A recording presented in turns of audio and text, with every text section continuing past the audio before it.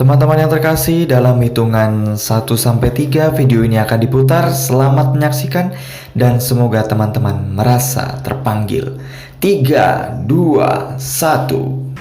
Teman-teman yang terkasih, pada pagi hari ini, di pagi hari yang cerah, kami berdua, saya Frater Anggi dan Suster Oktav akan menjawab pertanyaan-pertanyaan dari teman-teman semua yang sudah saya kumpulkan dari Instagram, baik Instagram saya maupun juga Instagram Suster Oktav. Mungkin Suster Oktav bisa memperkenalkan diri sedikit sebelum kita mulai, karena teman-teman saya belum ada yang tahu nih, Suster nih. Oke, terima kasih Frater Anggi. Nama saya Suster Oktaviani FSGM. Promosi sedikit ya. Ada yang tanya, Suster tuh kongregasi apa sih gitu? Iya benar, di sini juga ada Suster. Kongregasi FSGM. Kalau dijawab FSGM itu apa? Bingung kan? Nah, biasanya Fransiskan. Jadi F Fransiskan Santo Georgius Martir.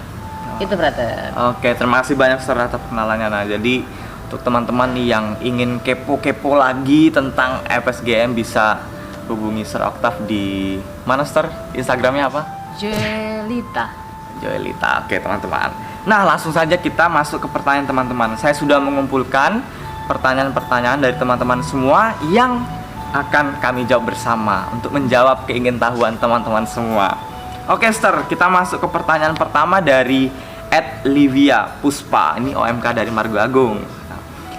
Dia tanya, apa ada tanda khusus yang diterima Suster atau Frater sebelum akhirnya memantapkan diri membiara? Nah, ini saya serahkan dulu untuk Suster deh.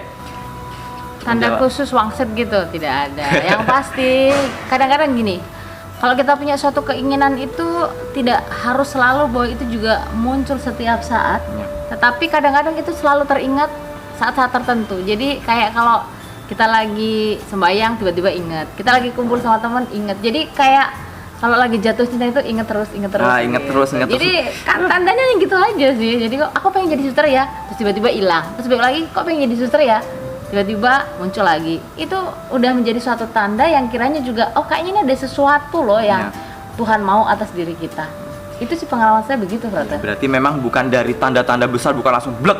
Nah, Suster, kamu Julita, kamu harus jadi suster, enggak gitu ya? Mimpi gitu ya. Nah, mimpi langsung enggak, tapi ya melalui ketika berdoa lalu kok teringat. Wah, berarti dari itulah tanda-tandanya. Enggak mesti tanda-tanda besar langsung jatuh dari langit atau apa. Atau ada orang yang bilang juga, kok kamu cocok ya jadi Frater. Nah, gitu.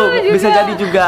Atau juga misalnya di rumah dulu nih sering ada kunjungan romo atau suster bilang, nanti kamu kok gede jadi suster ya. Namun kayak gitu jadi tertarik juga ya. Nah, saya juga kecil-kecil gitu. Ya, hal kecil seperti itulah. Jadi jangan takut untuk menanggapi panggilan, karena tanda-tanda itu ya bisa kita temukan dari hal kecil maupun dari perjumpaan kita dengan orang-orang di sekitar kita. Oke, terima kasih. Kita lanjut ke pertanyaan berikutnya. Dari @kusmiasari_kristanti21. Ini untuk suster lagi. Suster mau tanya, gimana sih hadapin orang yang nyinyirin kita atas pilihan hidup kita? Oke. Teman-teman harus tahu ya, kadang-kadang itu, bukan kadang-kadang, tapi apapun yang kita buat itu entah baik, entah benar, pasti ada orang yang ngomong sama kita. Ya, betul banget. Akhirnya lakukan yang terbaik, tetap lakukan, apalagi ketika kamu tahu apa yang kamu lakukan itu baik dan benar. Orang mau bicara, it's okay, itu hak mereka. Toh kalau kasarnya lu punya mulut, gue juga, tapi ya akhirnya ya biarin saja. Yang pasti tetap lakukan yang terbaik.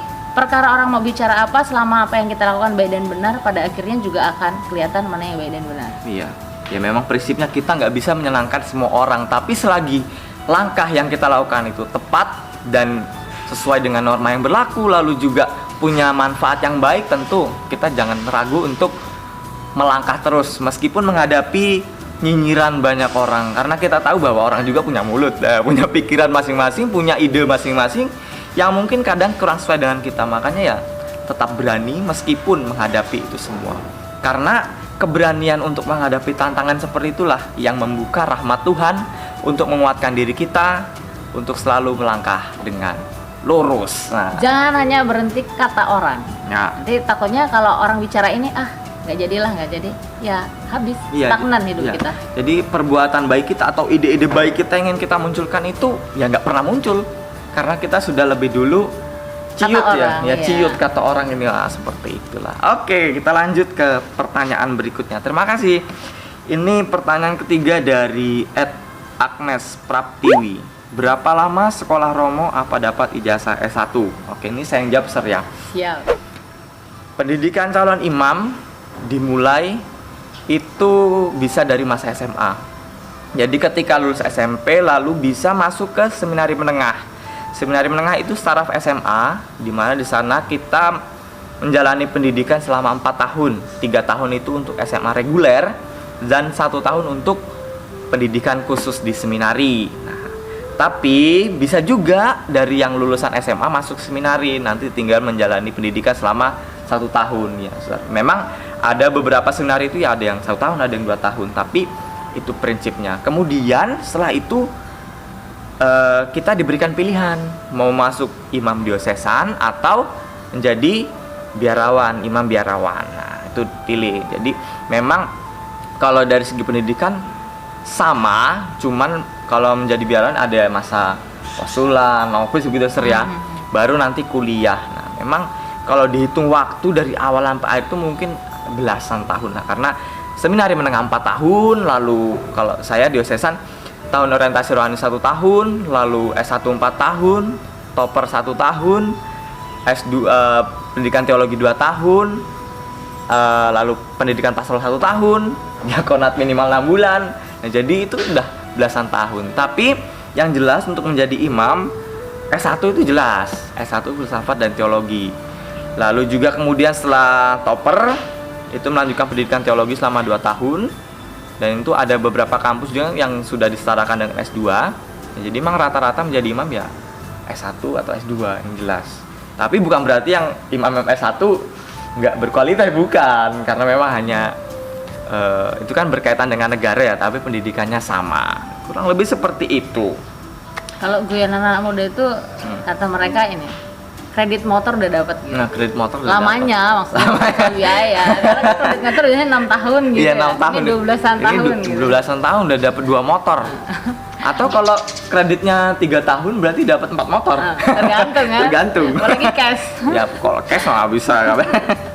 Oke, terima kasih. Ini selanjutnya dari @Stella Chris. Pernah ada jenuh nggak selama pelayanan frat? Hihi katanya. Seter dulu, saya dulu. Mungkin Suster dulu lah, karena Suster yang Oke. sudah terjun ke pelayanan ya. Kalau saya kan masih studi ya, Suster. Ya, seringkali mengatakan suster juga manusia, ya iya. Tapi bukan perkara gini. Sekarang bahwa jenuh itu pasti bisa melanda siapa saja. Ya. Apalagi ketika kita jatuh pada rutinitas. Memang bahwa menjadi seorang suster, frater, pastor itu hidupnya disiplin ya. Dan kalau kita tidak bisa memanah itu, jatuhnya akhirnya pada monoton karena disiplin gitu-gitu aja gitu. Ya. Maka untuk menyikapi itu, bagaimana kita melakukan sesuatu yang sudah biasa itu dihayati lebih sungguh. Kalau kata Bunda Teresa itu melakukan sesuatu yang kecil tapi dengan cinta yang besar. Ya, dihidupi setiap hari. Jadi yang biasa, yang disiplin, yang hal-hal biasa itu menjadi sesuatu yang luar biasa, di mana tidak jatuh pada rutinitas, pada kejenuhan.